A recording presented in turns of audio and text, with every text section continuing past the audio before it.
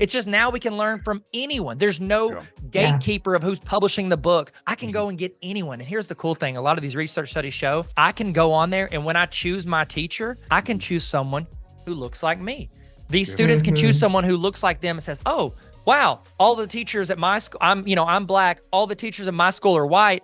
I view the white teachers know everything. Guess what? I can go online and I can pick a black teacher. I can pick a Hispanic teacher. I can pick any type of person almost to teach me if they have videos up, windows and mirrors. Not only can I see myself being the professional in the subject, but also say I'm a little white kid. I can go online and see people that look different than me teaching it. Windows and mirrors. It's such an amazing tool. I'm going to incorporate videos of people that look different than me so students see people that don't look like this teaching this. And it's just a huge tool that I think we should be using in our classes.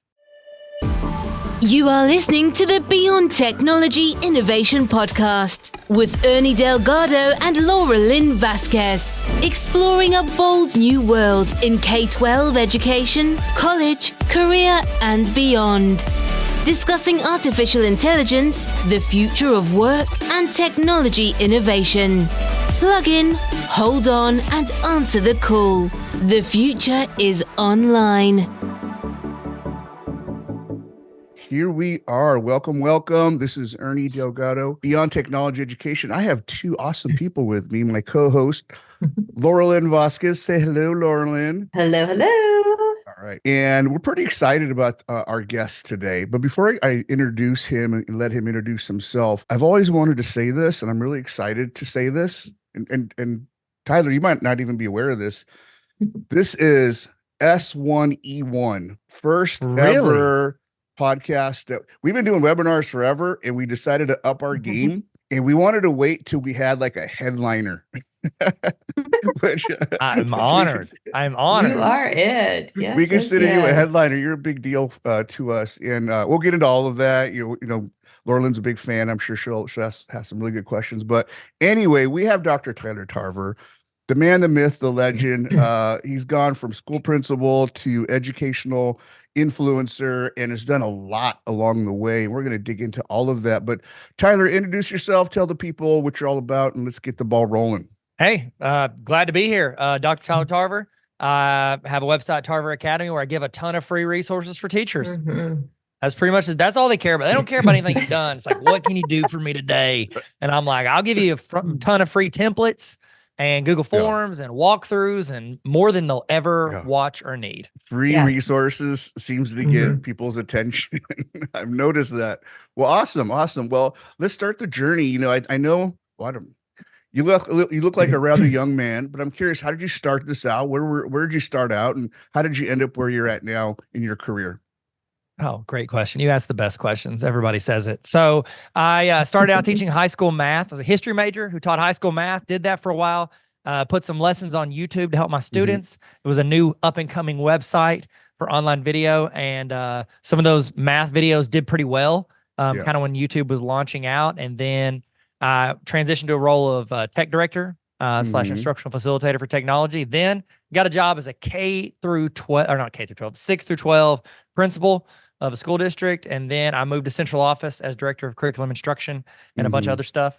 I always joke around, say it's like a fake assistant superintendent, didn't have to worry about the title or the pay raise. So that was fun. And so had all the responsibilities though. So don't worry about that. Did that for a while and then transitioned to dean of a college. So I ran like a branch campus of a college, and now I'm director of learning and development, and I get to work with teachers and hang out with wonderful people like you and talk about education and how we can help teachers and what we can do to make things better for everybody.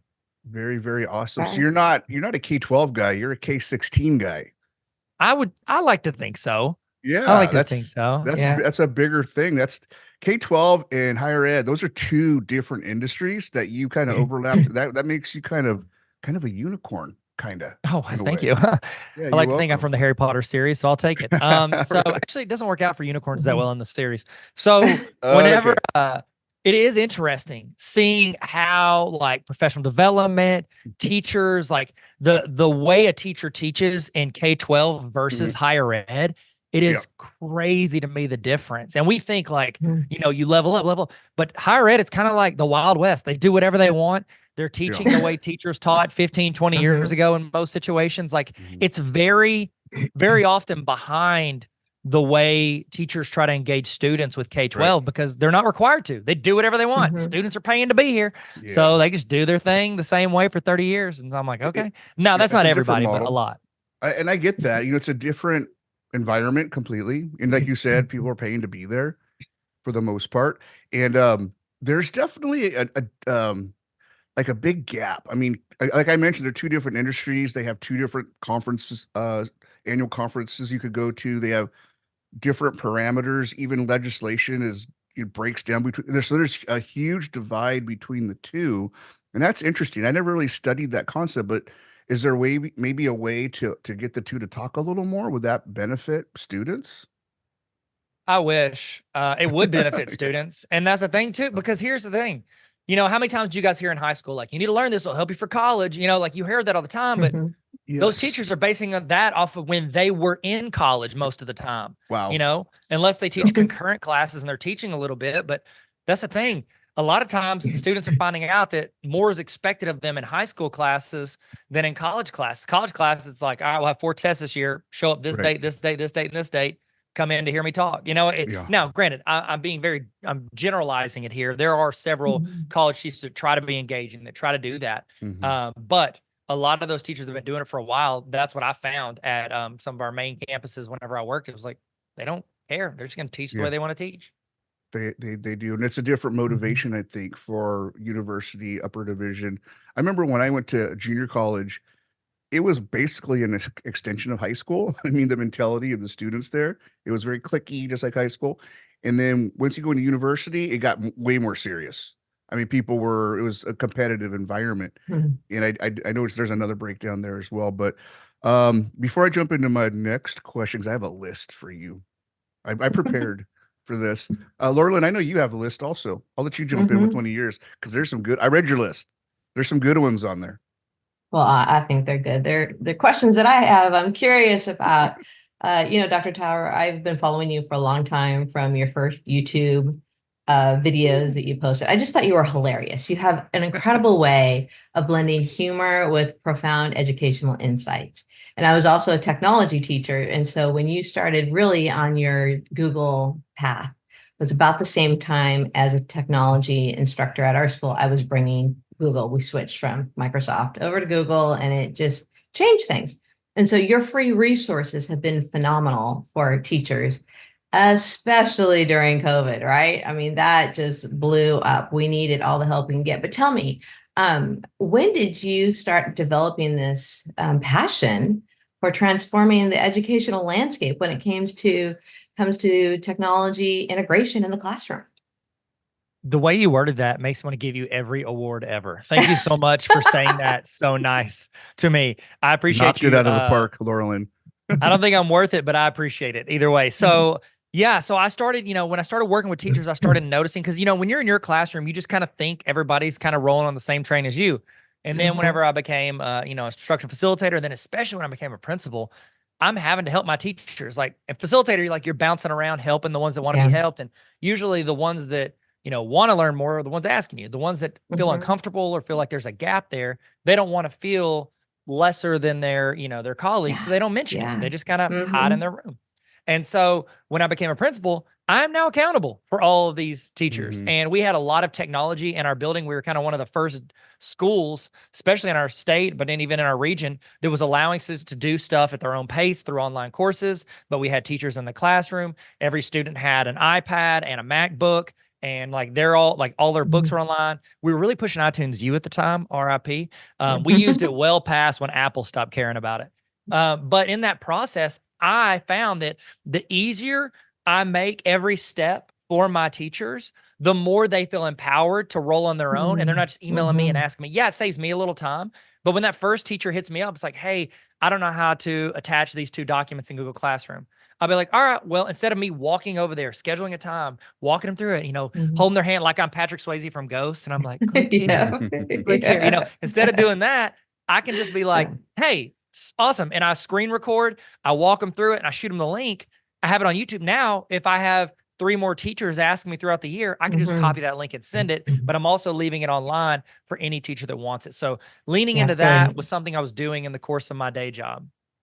Yeah, yeah. That Well, whole it was YouTube, brilliant. the YouTube thing, obviously, there's this guy I know, his name's Sal Khan, who did a similar thing and created a multi-billion-dollar company. So Yeah. It's helpful there when is, Bill Gates sees your videos. That helps Yes. a right, lot and yeah. tosses you a Bill, couple mil. Still waiting on Bill, my watch this. check, Bill. Yeah, exactly. But there's this value to video, and I see this. I have an 11-year-old. I know, Tyler, you have young kids. Um, it's all screen now. It's all competing for screen time. And I do think that the future of education is going to be more screen, but quality screen. It's not just the ridiculous stuff, but more quality. How do we get them to look at valuable content that will help them with their career path for high school, college, and career? And how do we create those opportunities? And YouTube is going to be our ally. It is our ally, and I think we need to double down on that. You're absolutely correct. Like that was what my whole dissertation was on. Like I had to study like Okay. 60 plus research studies about what engages students with online educational YouTube videos. Yeah. And what you're saying is exactly the situation. I'm not even getting into the AI side of it, just the YouTube side, which is the greatest educational tool in the history of mankind. Now kind of being like competed with AI as a great educational tool if it's used right. But what those studies show is that students in the 90 plus percentile of students and all the research studies that I did that geared towards this, Mhm. students are going to YouTube to learn, whether the teacher recommends it or not. Research shows students are more successful when the educator guides them in that process. When they just pretend like, well, if I don't tell them about YouTube, maybe they won't know about it. It's a multi-billion-dollar company. They know about it. Okay. Yeah. They're literally. Yeah. What kid doesn't know about it? They all know about it and they're going there. And here's the thing too, there was a couple of studies done and it showed that like out of the top 100 videos, when you search certain topics, Yeah. less than a third are actually valid resources from valid professionals. There's other stuff that's marketing or clickbait or false information. And this is on important topics that they're researching. A third. And our students are watching that. If we help guide them in how to navigate this world, they're going to learn on their own, like outside of class, and they're going to get better at what they're doing. And it's going to carry on as lifelong learners. That phrase that we like to say It's occasionally. a resource that will always be there for them. And we need to we need to help them learn how to use it effectively, not for the wrong reasons. I watch my son, as I mentioned, 11. He's either playing Lego, playing Minecraft, or on YouTube watching people play Lego or play Minecraft. He watches people do what he does, and he learns tips and tricks, and he learns new build concepts, and he learns new ways to get around the world of Minecraft. And so he's kind of like teaching himself. His skill level keeps going up and up and up. And I watched him one day playing around in Minecraft, and I was just blown away at the level of sophistication, problem solving, and decisions he had to make constantly to get through this world. And it was beyond what I could have taught him. I don't know Minecraft, but YouTube knows Minecraft, and YouTube knows a lot more than Minecraft. Well, that's the thing. Like very often we forget there are multiple people that are better than us at literally everything. Like name one thing I'm great at. There's thousands of people better than me, and they probably made some YouTube. A couple have probably made YouTube videos. Yeah. This is not new. This was, I go to shop class and I watch my shop teacher cut it. I go in the garage with my dad and he shows me how to change the oil. Now I can literally search a video and I got 100 choices of somebody changing the oil of my exact vehicle. You know what I mean? Like, and that's how these kids learn. He's learning through that. And again, that's not new. I remember when I was a kid and I was going to play like Mario Kart or something, I bought the little guides that would walk me through the secret jumps and how to best get your best time. Like that's not new. It's just now we can learn from anyone. There's no gatekeeper of who's publishing the book, or I have to hope my dad knows how to do it. I can go and get anyone. And here's the cool thing. A lot of these research studies show, and this is empowering to a lot of students. I can go on there, and when I choose my teacher, I can choose someone who looks like me. These students can choose someone who looks like them and says, oh, wow, all the teachers at my school, I'm black. All the teachers at my school are white. I view the white teachers know everything. Guess what? I can go online and I can pick a black teacher. I can pick a Hispanic teacher. I can pick any type of person almost to teach me if they have videos up. Windows and mirrors. Not only can I see myself being the professional in the subject, but also say I'm a little white kid. I can go online and see people that look different than me teaching it. windows Yeah, and mirrors. It's such an amazing absolutely. tool that we can use. Even if we could teach, even if I can't teach like generic looking white guy, I'm going to incorporate videos of people that look different than me. So students Mhm. see people that don't look like this teaching this. And it's just a Yeah, huge tool that I think we should be using in our classes. You're yeah. absolutely right. And Mhm. it also it allows you to tap into expertise, people that know a certain subject like that they've been studying it their whole life. You could go directly to them and even have conversations with them and get resources and learn firsthand from an expert. It's just a whole just a window into so much content that we haven't even begun to tap into. I'll tell you a funny story real quick because I've used YouTube on a couple occasions personally. I rented a bobcat to go move some dirt in my backyard, and I hired a driver or an operator. The guy called me the night before. The bobcat was the rental company already dropped it off. It was sitting there. The operator said, "I can't make it out. I'm sick." So I'm sitting there with this bobcat in my backyard. What do? I go to YouTube and I learned how to operate a bobcat in 30 minutes, and I went out and did the job. It was that easy just to take the visual and apply it to practical, and it saved the day. And that's just one example of millions, billions probably at this point of what YouTube can do. Now you brought up an interesting point, and that's taking that and overlaying it with AI.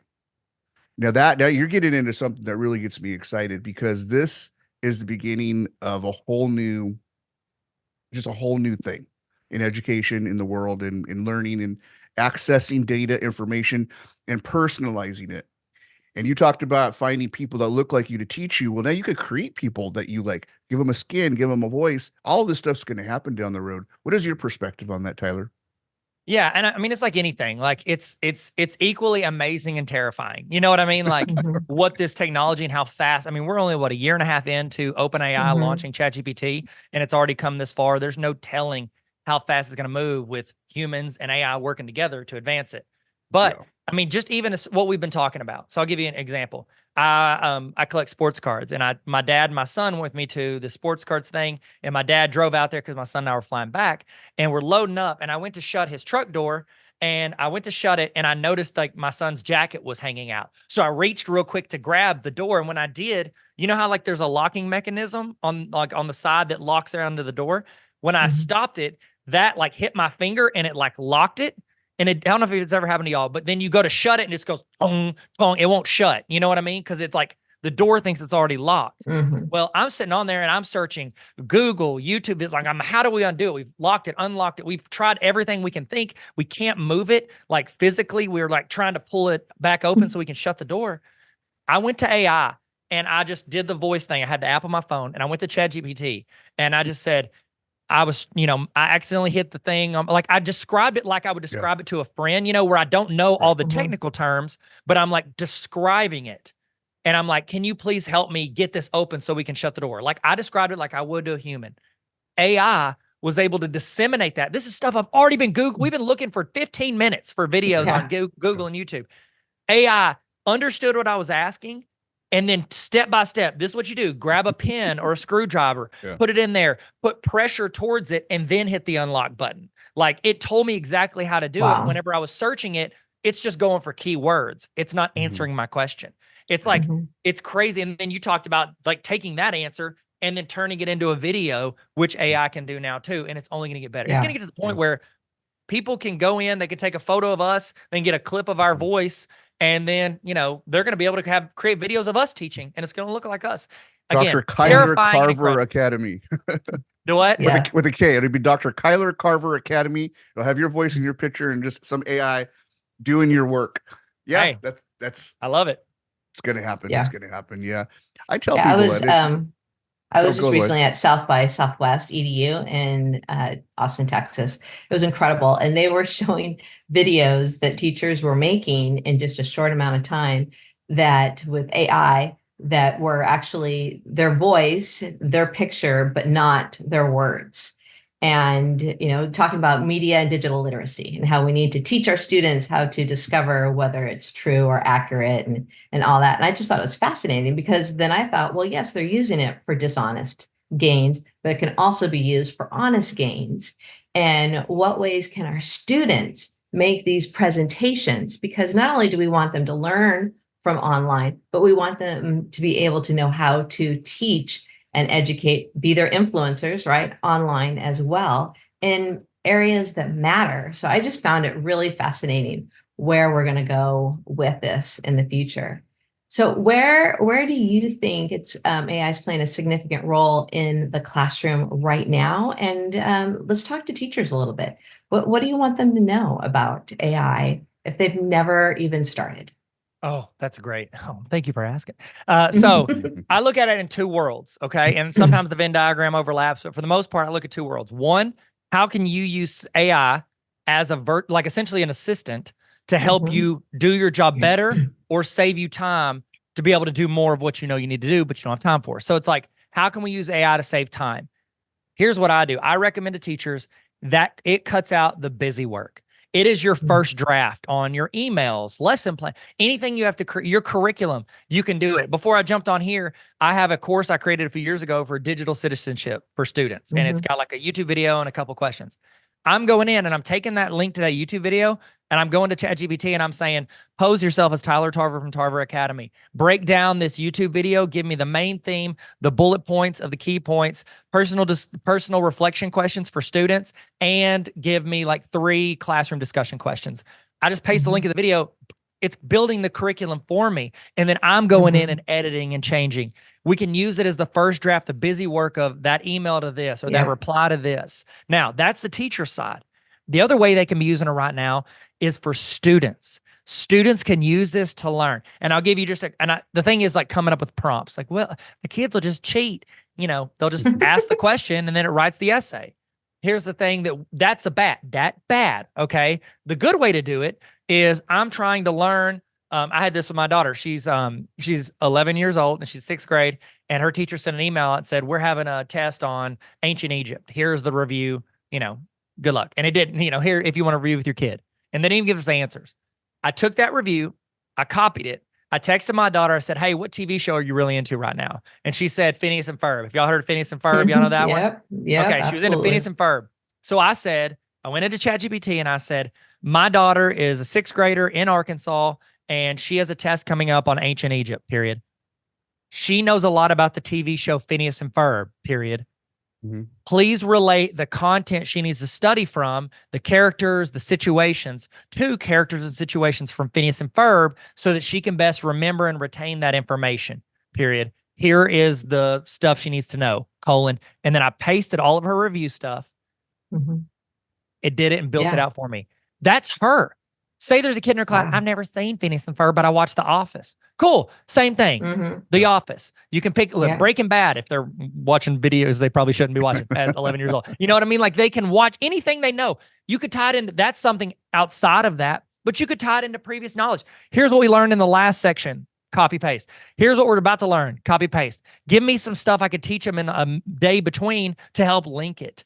You can differentiate based on each individual student's preference and prior knowledge when we used to not be able to do that. Yeah. I love that. That is amazing. It is amazing. I just did a training. Laura Lynn was at South by Southwest EDU, so I covered for her, and it was all about AI for teachers. We just went from the basics up to semi-advanced. A couple of teachers I took a little further, but I think the main takeaway is they learned that they now have an expert in everything right there in their hand. You need an expert in Phineas and Ferb, you now have one. You need an expert in curriculum development, you now have one. You need an expert in 1st grade mathematics curriculum development, you now have that. I mean, it's all the data's there. So really, the key for them is now you just need to learn how to talk to it. All about prompt engineering, asking the right question to get the right answer. And I shared with them this hack. If you don't know, because they're beginners, so they didn't even know what is a prompt. They were really concerned. I go, well, ask it. Say, hey, I need a prompt to get this information. And so you're actually asking ChatGPT to give you the right prompt to reprompt it. So it's a 2-part process instead of a 1-part. But when you're a beginner, this is a great way to see how to prompt, because when you do that, it'll tell you exactly what buckets information. Like one of them was something about creating some policies for the school, and it said, well, where's the school? What resources does it have? What are the demographics? How many teachers? What are the age levels, grade levels? what state it asked detailed questions that I probably wouldn't have asked in my prompt, but it told it what it needed to give them a more clear and better answer. That's it. That's it. It's this superpower that we now have in our pocket. The genie's out of the Absolutely correct. bottle. That's what I tell It people. is. It's our superpower. Tyler, I want to mention a book that you have written, Ooh. which I instantly got, and I was really excited when it came out. The Baller Teacher Playbook, correct? That's the Baller Teacher Playbook. I love that. But it is a treasure trove of stories and strategies for educators. What motivated you to write the book, and can you share with us a little bit on some of the strategies that you write on? Yes. Oh my gosh. Like, how do I get you a raise? Like, you're amazing. Thank you for like mentioning everything that I work a lot of time on that nobody ever talks about. Thank you so much. I'm kidding. I do get some comments about it sometimes. So the Baller Teacher Playbook. So, when I started working, I was speaking at like conferences, and I would go in and I was just like, yeah, I'll do some sessions, and I'm speaking for, colleges and whatever. I can just share information, and just get reps in and try to help teachers. And I started out teaching iTunes U, and nobody went to those. And so then I started doing Google stuff as I was learning it, being a principal. And so I started talking about Google and trainings and tips. So a lot of what I was traveling and speaking about was, practical trainings. And then I see all these people and they'll do keynotes, and nobody wants a keynote where you're walking them through how to organize their Google Drive.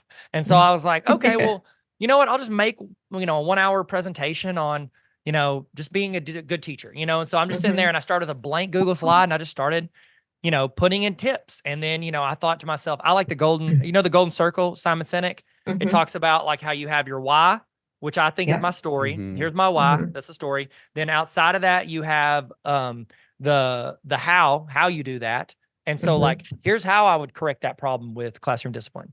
Tell a story where I had an issue with classroom discipline, how they can fix it, and then what is on the outside. Here is a template for a notebook you can use. So the why, the how, and the what. And that's kind of how I do the golden circle on each of those tips. And so in the book, I was like, I'd wanted to write it for a while because I'd been speaking that presentation for a few years, and I just never had time. And I just didn't have time. I said I had time. I could have made time, and I didn't. And then I read the book Atomic Habits by James Clear. I don't know if y'all read it. It's a great book. Absolutely. Yes. Fantastic book. And I was just like, no, I got to do it. And so I just showed up to work about 45 minutes early every day, worked for 30 to 45 minutes, and just slowly moved the ball down the field. And 3 months later, I finished the book, and my buddy Nate King proofread it for me. He's a lot smarter than me. So I was like, Nate, go for it, my guy.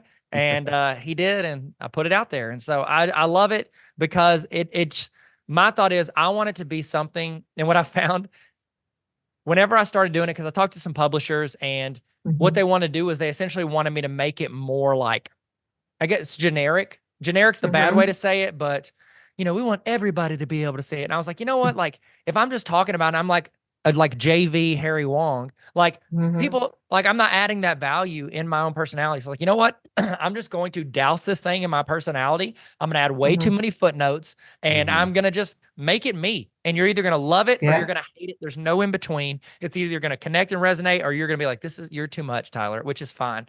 I get it. Okay. And that's what I did. I was like, that's what I'm going for. And so I just laid my personality into it, told my stories, tried to give them practical tips.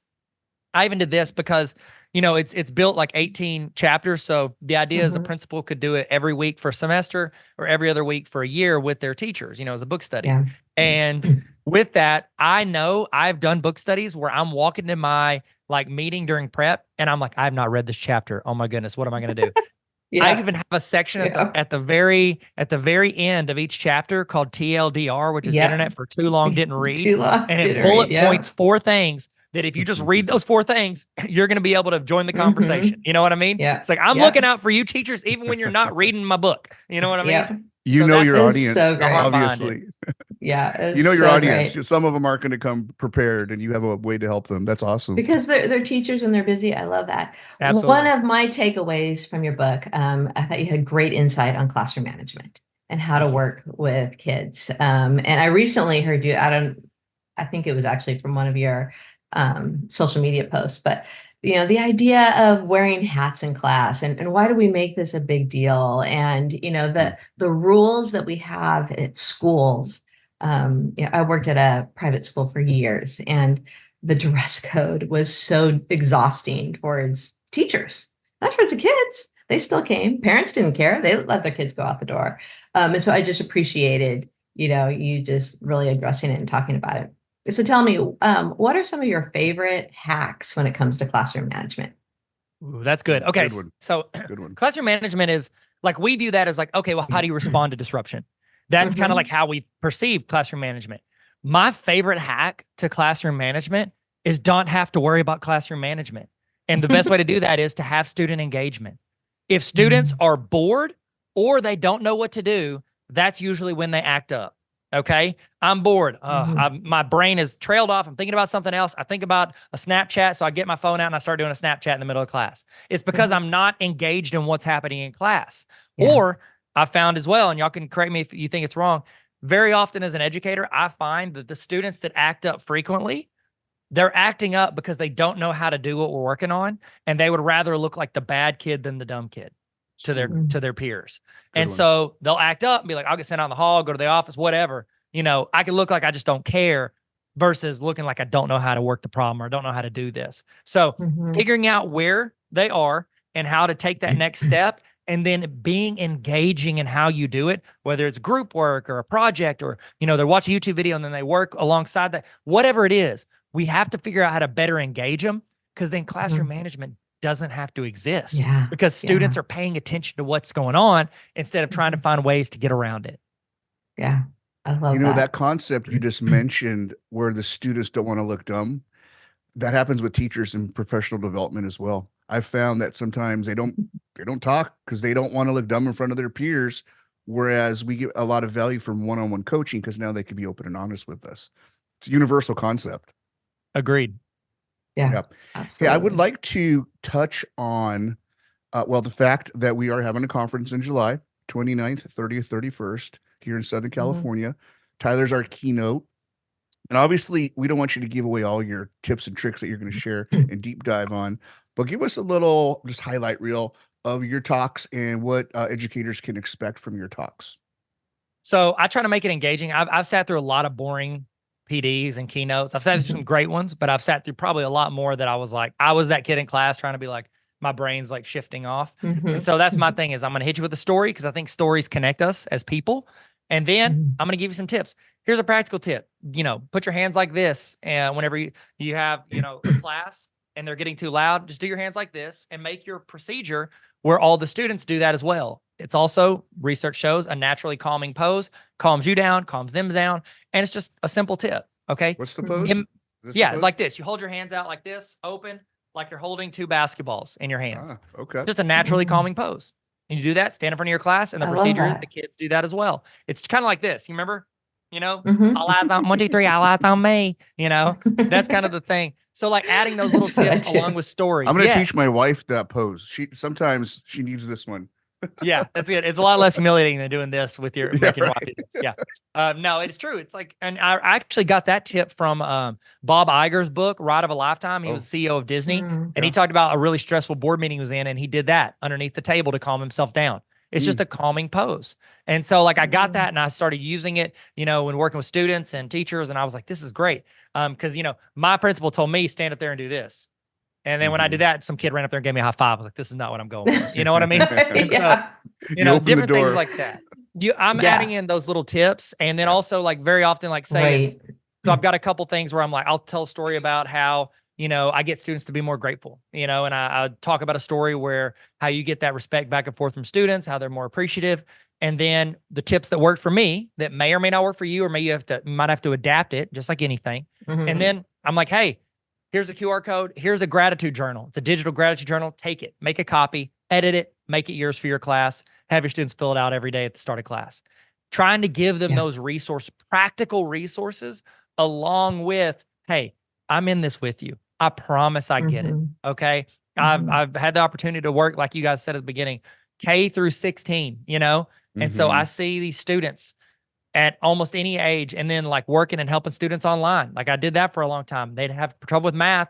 They'd send me a tweet and I would make a YouTube video and I would reply back. And these aren't even my students. You know, I'm trying to help kids learn anywhere I could. And so now I'm trying to help teachers. And so trying to apply that same flexibility and understanding for where they are. So we kind of, we subscribe to that, you know, the bigger the pond, you know, the more people we could expose our ideas to. You started with students, went to teachers. we really try to focus on school administrators because they're the ones that are going to let us on campus and share our ideas and inspire and motivate their students. And so that's one of our biggest challenges. And that's what this conference is all about, is helping school administrators and classroom teachers that are in the technical side of stuff come and learn about the latest and greatest innovations. Now, the conference is months away, so it's hard to say exactly everything we're gonna be talking about because technology is changing so fast right now. But if you want to just try to give educators kind of a window into the future, it's where are we at? 2024, 2025, 2026, 2027. Let's go to 2027, 3 years down the road. What's it going to look like in your opinion? What's our educational world with all the stuff that's going on? What are some things that you could really bank are going to happen? Well, I think our options in the future, options are going to keep expanding. Students are going to be able to choose how they do this journey of education. I can go in person, traditional classroom. I can bounce into class half the day and then work online the rest. I can travel with my family and do it all online. Like, they're going to have options, just like we as workers have options now. A lot of people can work remotely. They work from home. You know, Google has their employees come in, like, I think like 2 or 3 days a week, and they work from home the rest of the time. And when they go in, they're really just doing meets with people at different Google locations across the world. Like, it's a lot of this flexibility. And I think you're going to see that rolling into classrooms even more than we already do. You know, COVID fast forwarded that the whole pandemic fast forwarded the technology use. And then the usage of, hey, I'm going to send you a video, flip classroom, send you the YouTube video. You take notes on it at night or after school or during a break. And then when you come into class, it's more discussion based. It's not me as the expert. Yeah. So you're going to see more and more of that. And then also that overlay of AI is going to be, it's going to be attached to every single thing they do. Every Google Doc they're in, every Canva, every Google Classroom. It's going to have a little button where AI is helping write and create and curate with them. And so you're going to see AI, honestly, not even in the classroom, but on their phones. Every app they use is going to have AI. They're going to have like, all they're going to do is they're going to say in an email, yes, I'm going to come to that conference. As soon as they say yes, it's going to book their flight ticket. It's going to have an Uber waiting on them whenever the flight lands. It's going to do all of it for them because it's going to be adapted around whatever it read from that email. And so you're going to see that adapted into everything that we do, including education. Yeah, I tend to agree with you. I rewatched a movie recently, Joaquin Phoenix, Scarlett Johansson. I think it was called Her. Have you seen that movie? Haven't seen that one. Oh, okay. This is your homework for tonight. So I'm not going to blow it, but the movie, basically, the guy buys a new operating system. And the first thing it says, it pops up, may I read your email history and look at your web history? And within 3 seconds comes back with the female voice. Hi, I know everything about you now. Let's talk. And the guy's, what? And it just imagine that. Imagine having just that knowledge of a person. That actually is happening now. So you can have your own chatbot. So I can upload all of my talks, all of my sermons, all of my emails, the books I've written, everything I have. I can upload it and have the chatbot get to know me. And then it can actually respond as me as I'm continuing to training. Everybody can have that ability now. They can have their own chatbot now, which I just think is super cool. Very cool. It's very fascinating. But what I see happening with that ability, and just we're at the beginning stages of that, is eventually I see students having like these just assistants that are always with them, just helping them with their grades, with their fitness, with their eating choices, always in their ear. You're probably going to see more earbuds. It's probably going to prompt them. They're going to get to give it a voice. And I mentioned a skin for their phone. And then I think over time, students might have a variety of these little chat bots. And I call it their own personal AI crew. They're going to have their own crew of friends that are these AI-enabled entities that are helping them through life, that grow with them. Their issues in elementary school are going to be different than their issues in middle school. Those are going to be some crazy issues. Wouldn't it be nice to have someone manage teenage years and then into college, into career, into choosing a mate, into finances, into helping you make decisions on all these life-changing events? The AI and your crew will be with you. And then I also see these crews interacting with other people's crews and finding the right resources, finding the right people that might, have synergy with you. This AI is really gonna change how we find friends, how we choose our vacations, how we pick conferences. It's I don't know this is gonna happen for certain, but it's definitely in the realm of possibilities that everyone has their AI crew that's out there working for them, helping them improve the quality of their life in all areas. I'm I think it's excited super about it. exciting. I'm Yeah. excited about it, but I do know that a lot of teachers have fear over it. A lot of Oh yeah. people have Oh some yeah. fear over it. So as we're wrapping up today, Tyler, I would love to hear from you. Like, what's some hope that teachers can have? We know it can be our assistant, but there still is, change is difficult. Change is hard. So what words of encouragement can you give our listeners, the teachers, the administrators out there in this new world of changing right now? So my mom, she taught at the school that I worked for as an administrator. Mm. And she taught for like 30 or 40 years, like almost 40 years. And anytime, we'd work with technology, she's like, I just don't know how to use technology. I just don't know how to use it. I'm like, Mom, you should be better than me. You've been here through every iteration of technology. Like you Yes. should be better. Like, Mhm. why have you not? And she's like, I'm just afraid I touch this computer. If I try that, the computer will blow up. And I'm like, Mom, first off, if computers blew up that easily, no one would use them. Okay. Mhm. Second, don't be afraid to try. That's my suggestion. It Mhm. is Yeah. scary and it is a lot. Like I'm doing a lot with AI. I feel pretty comfortable. There's still times I'm like, oh, a new app, a new extension, a new program. I got to try this. What if it messes up, or Mhm. what if I can't get it off, or what if it pops up in the weird places? You know what I mean? Like that's something that I think too. But here's the thing. A little bit of learning of one application can lead to a lot of time saved, a lot of frustrations Mhm. cleared, or a lot of help to you and your students. So Mhm. don't be afraid to try something new. That's my Yeah. suggestion. It's a I good love one. it. And coming to our conference this summer, they're going to have a lot of time to try through the workshops, experiment, and just be around people who are going to be holding over their shoulders, showing them how to, click here, click there, Mhm. and be given a lot of confidence builders. So thank you, Yeah. Tyler. Thank you very much. That was a great word. Thank Yeah, you so I've much. always felt that we're living like in the greatest time in the history of the world, and now we have AI. It's like, how does it get any better than this? So yeah, that's why I'm excited for the conference. We're going to be doing this every year. Innovative Educator Conference. Come and get fed the latest and greatest on what's happening in technology and innovation. Right now, everyone's talking AI, so we'll be doing a lot about that. But more importantly, how you could apply it to your life and to your profession as an educator. And that's where, you know, the more you go out and learn and get tips and take chances, like you just mentioned, you're going to get better. And these tools are there to Mhm. help.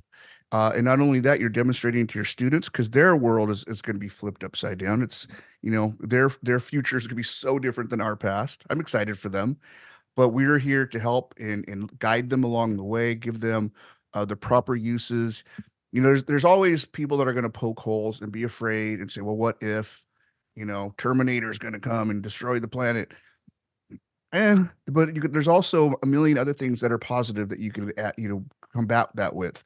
So, what are you going to focus on? Are you going to be a change maker for the good? Do you want to double down on the bad?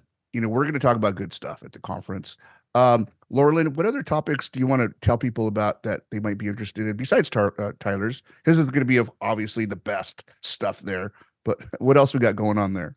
Yeah, we have some great speakers. John Bassard, he's coming. He's really going to be talking about personal growth and development and helping teachers and administrators with their own emotional health and growth during the school year, because we know that can be tough. Mental health is a big issue. Teachers are quitting left and right, and he's got some great insight and tools for educators and teachers along that, as well as Malia Hoffman.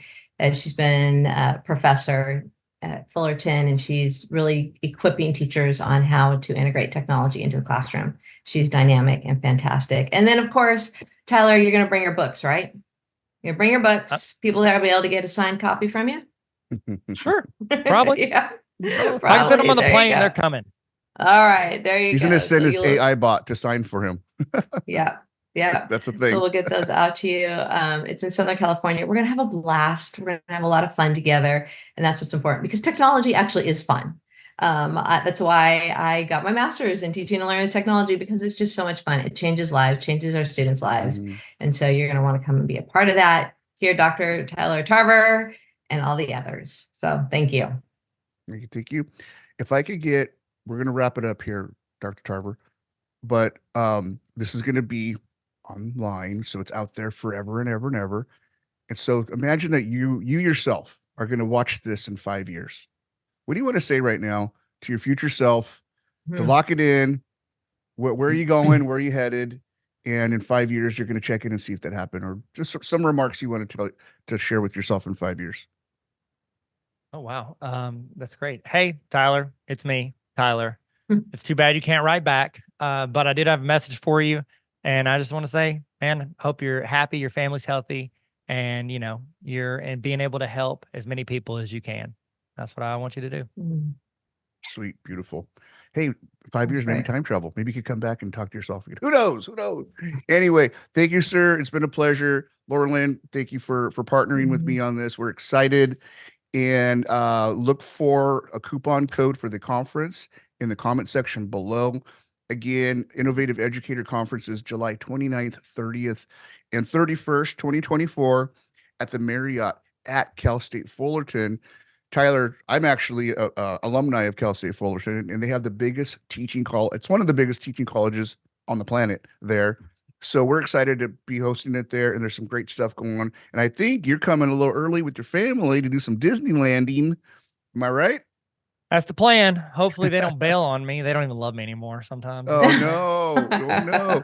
Well, I have two great Disneyland tour guides for them, my wife and my son. They're experts. That's actually a thing. And we encourage everyone to come and enjoy Southern California and the conference. And we can't wait to see you. So anyway, thanks everyone. Signing out. We appreciate you. Have a great day. Ciao. Thank y'all. Ciao. Thanks for listening to this episode of the Beyond Technology Innovation Podcast. If you liked what you heard, then be sure to hit like and follow. And why not share with like-minded people? Learn more about our annual Innovative Educator Conference at www.gotoiec.com. You can also find us on all social platforms at Beyond K12 or our website www.beyondk12.com. We'll see you next time.